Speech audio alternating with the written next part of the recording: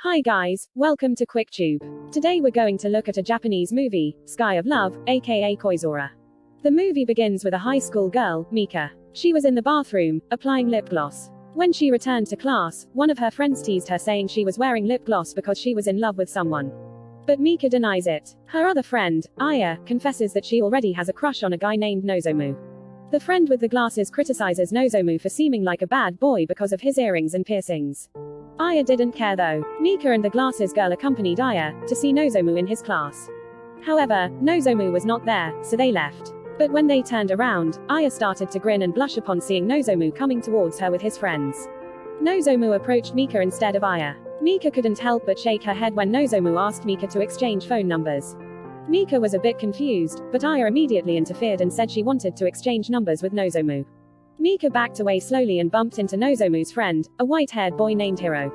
Mika stuttered, apologized, and then ran away. And Hiro kept staring at her as she ran. Mika hid behind a wall while catching her breath. Then Aya asked Mika not to take Nozomu from her. Mika swore that she wouldn't do that even if she was offered some money. Aya was cheerful again, as she knew that Mika would never lie to her. The next day at school, Mika's cell phone was missing during recess. She looked for it in the classroom and rummaged through her bag, but it wasn't there. Aya called Mika's number to hear the ringtone. But it seemed like Mika's cell phone was not in the classroom. Mika thought maybe she left her cell phone in the library, so she immediately ran there. As soon as she arrived at the quiet library, she faintly heard her cell phone ringing, and she followed the sound. Mika was relieved to see her cell phone tucked between the books on the shelf. She thought that Aya was helping her by constantly calling her cell phone. But when she received the call, it was not Aya's voice. It was a boy's voice. She checked her cell phone and was a little annoyed that all the contact numbers on her phone were erased. She called the boy again, and was angry because the guy had presumptuously deleted all her contact numbers. The guy was surprised that Mika got mad just because her contact numbers were deleted. He said,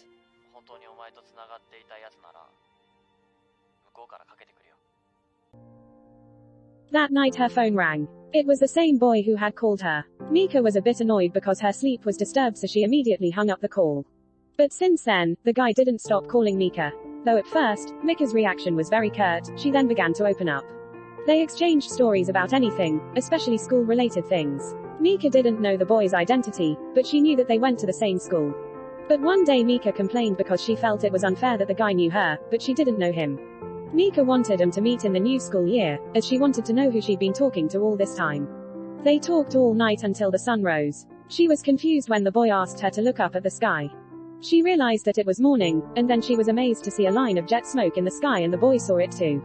He asked her to take a picture of it as a memory of their morning together. She hung up the phone and took a picture. Mika felt a bit disappointed at her birthday. The celebration didn't go well as her parents were arguing. Then the boy suddenly asked her to come to the swimming pool at school the next day. He said he wanted to celebrate Mika's belated birthday. Aya helped Mika to dress up before meeting the guy. Mika admitted that she was a bit nervous. She was afraid that her expectations would not match reality. Aya tried to encourage her by saying that she really wanted to meet that guy, although she was doubtful and afraid too. Mika went to the swimming pool and looked around. She didn't see anyone. She walked around and waited, while looking at the view. Suddenly from behind appeared a white-haired boy. It was Hiro. Mika was a bit surprised and was about to flee, but Hiro called out to her. He approached her and touched her makeup. He handed her a bunch of beautiful flowers as her birthday present, then introduced himself as Hiro. He took out his phone and showed her the photo of the jet smoke in the sky they took together. Mika was in shock to reply and respond, so instead she just left Hiro and ran away.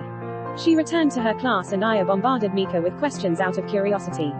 Mika explained that the boy had white hair and instantly her friends guessed it was Hiro, to which Mika said yes. The glasses girl said she heard a gossip that Hiro already has a girlfriend but from another school. On the way from school, Mika sees Hiro running, carrying something. Out of curiosity she follows him and sees Hiro fertilizing plants. She bluntly asks him if he has a girlfriend. Hiro admits that he did have one but not anymore. Mika was happy to hear that, and her heart sweetened for Hiro even more after he showed her a rainbow created from water reflections.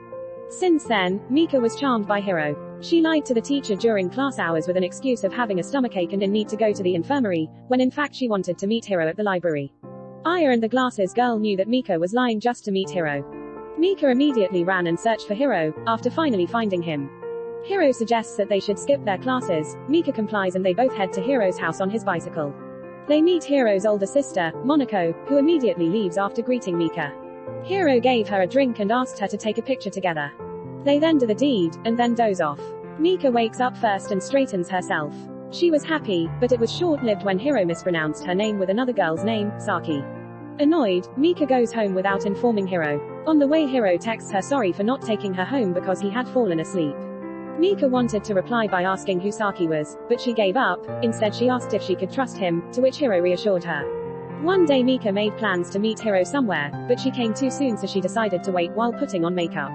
Suddenly a black van stopped, and 2 men kidnapped her. Mika screamed hysterically. The car finally stops, and Mika runs with 3 men chasing her. They assaulted her and recorded it, and then left her alone there. When the sun went out and the sky became dark, Mika rose and walked home. Along the way she heard Hiro shout her name, and she hid quickly.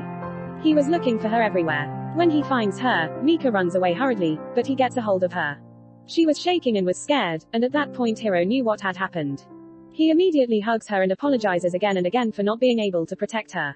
They both hug each other and cry, and Hiro swears he'll get revenge on whoever did this to her. He took her back to his house, and there his sister, Monako, gave Mika some moral support. Meanwhile, Hiro finds the guys and thrashes them. He then drags a girl and pushes her into the room. His ex, Saki, was the one who had hired some guys to do this to Mika. Hiro grabbed Saki by her hair and asked Mika how she wanted her to be punished. Mika shook her head and told him not to do anything as she doesn't want to get separated from him. Hiro hugs Mika, and his sister grabs a pair of scissors and does her thing. After that, Hiro escorted Mika to her house and told her parents that she fell from her bike, to which Mika's father closed the door on his face. Mika didn't go to school for a couple of days, and her mother took her to the hospital for a checkup. Her mother told Mika that she's not pregnant and she shouldn't be ashamed of anything. Such a supporting mother. Mika finally decided to face her fears and go to school. Right then, she gets a call from Hiro. He was waiting for her outside her house. They both go to Hiro's favorite spot. There he tells Mika that he used to be bullied when he was little, and this was the place where he first stood up for himself and fought against his bullies. That's why whenever he comes to this place, he feels like he's getting stronger. Mika listens to him and says that he's like a river, endlessly flowing forward. Touched, Hiro tries to kiss her, but Mika blocks him and apologies. So instead, Hiro lies down on the grass silently, and then tells her he'd rather become the sky. That way, no matter where Mika is, he'll find her and protect her. Mika lies next to him, and they both look up at the sky.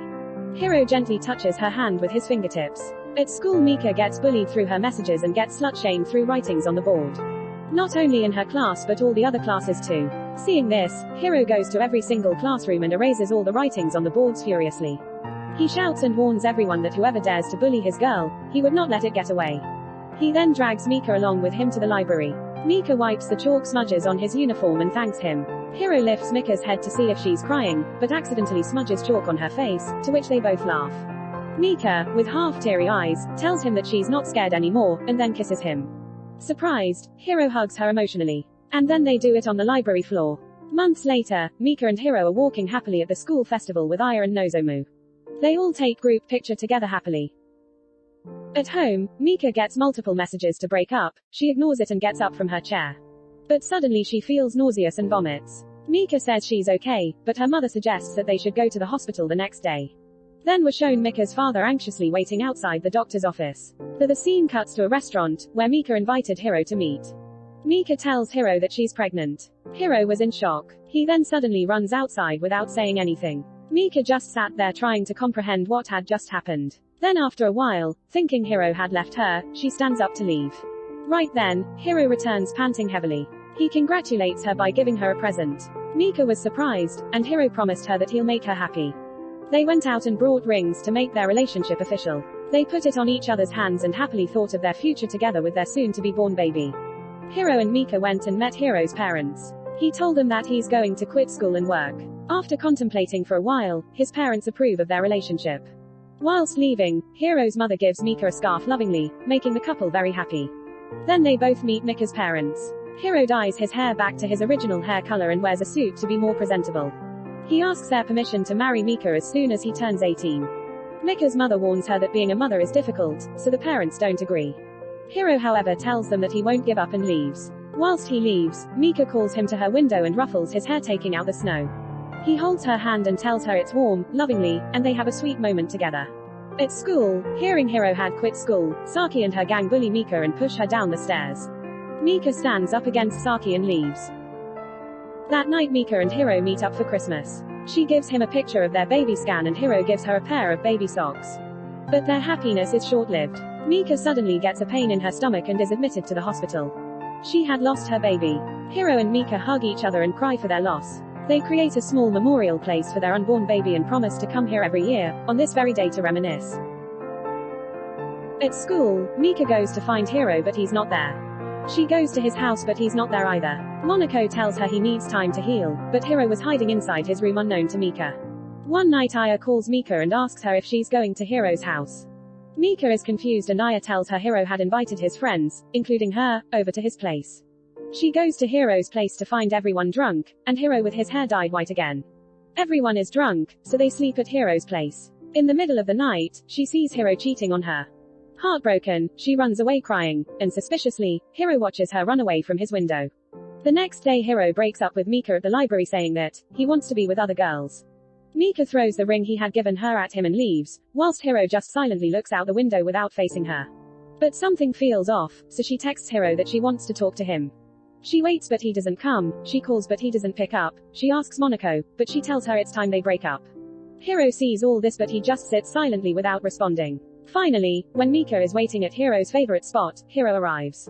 He tells her they're strangers now and rides his bike away. Mika runs after him but couldn't catch up. She reminisces all the memories she had with him and finally decides to move on later. Next year, Mika is in her last year of high school. She meets Yu, who seems to be interested in Mika, but she doesn't show any emotions to him and leaves the party. It was Christmas Day, so she went to visit her unborn baby's memorial place like she had promised. There she sees that someone had placed baby gloves and a mini snowman. She quickly looks around to find Hiro, but she ends up finding Yu who was looking for her since it was raining snow. Yu sympathizes with her and even helps prevent Mika's parents from divorcing. This sparks Mika's broken heart again and they soon become a couple. The next year, on Christmas Day, Yu and Mika drive to Mika's memorial place. There Yu gives Mika an umbrella and tells her to go carefully. She walks towards the memorial and sees Mika there. Mika is surprised and they have an awkward interaction. Mika tells him it's the first time she has seen him wearing a beanie, to which he says it's a new style, does she like it? She asks if he's not planning to return to school and he says it's too much of a hassle. She tells him she had thought he had forgotten about their baby. He doesn't say anything but just looks at her sadly. She asks him how they ended up like this. He ignores her question and wishes her luck on her test. She proceeds to ask him to answer her questions, but Hiro just leaves hurriedly. She follows him but then comes between two paths, one path leading to Hiro and another leading to Yu. She chose Yu. She finally graduates and officially says goodbye to Hiro mentally. She had written a question on the library board before the graduation ceremony, and to her surprise, someone had anonymously replied. Mika is now in college and is still dating Yu. But she hasn't forgotten about the memorial, she once again went there to visit on Christmas Day. There Yu proposes to Mika, and she accepts. She goes to the memorial, and to her surprise she sees Nozumo instead of Hiro. There, he tells Mika that from now on he will bring this as Hiro won't be able to.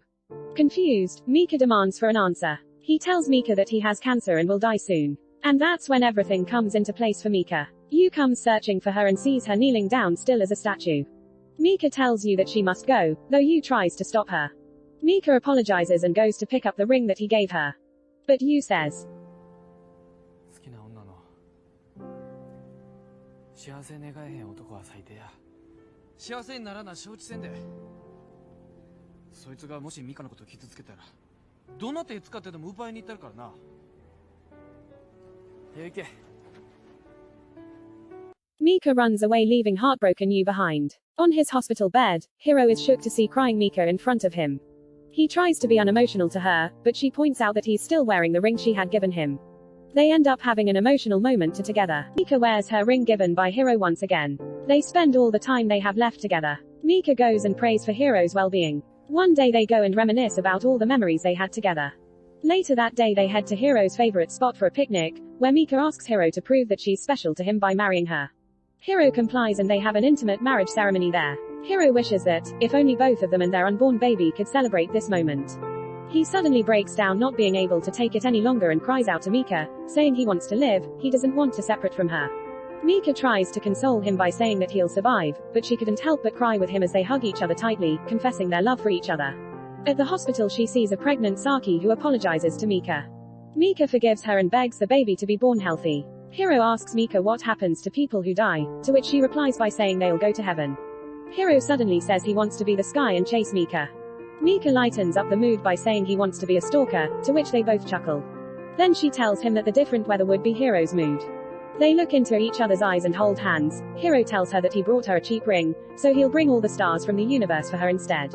Then Hiro is called out for a checkup, so on the way he gives Mika a camera, and tells her to print out the pictures from it. Hiro says see you later and leaves. Mika stands there seeing him leave the room. The next day, after Mika gets the photos printed, she gets an urgent call from Monaco saying that Hiro is in critical condition. Mika runs as fast as she can, but trips on the way. She drops all the photos from the envelope and sees the pictures for the first time. Mika hurriedly video calls. Monaco picks up the phone and faces it to Hiro. Mika tells Hiro to open his eyes, be strong, they have to take pictures together from now on, but Hiro simply asks Mika to smile. She struggles and gives a smile with her teary eyes, and Hiro smiles too. She tells him she'll be there soon and cuts the call sprinting, and Hiro sees his wallpaper of their photo together one last time.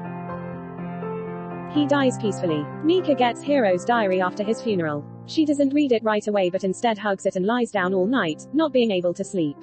One day she passes by Hiro's favorite spot. Mika can't take the pain anymore and tries to jump off a bridge, but suddenly a wind blows making the pigeons distract her. She drops the diary, and the pages turn over. She cries after seeing his diary. Everything he ever wrote was about her. She looks up at the sky and smiles, calling him dumb jokingly. Few years later, Mika is going to the memorial again with 2 gloves, one for their baby and one for Hiro. She smiles looking out and says, I still love the blue sky.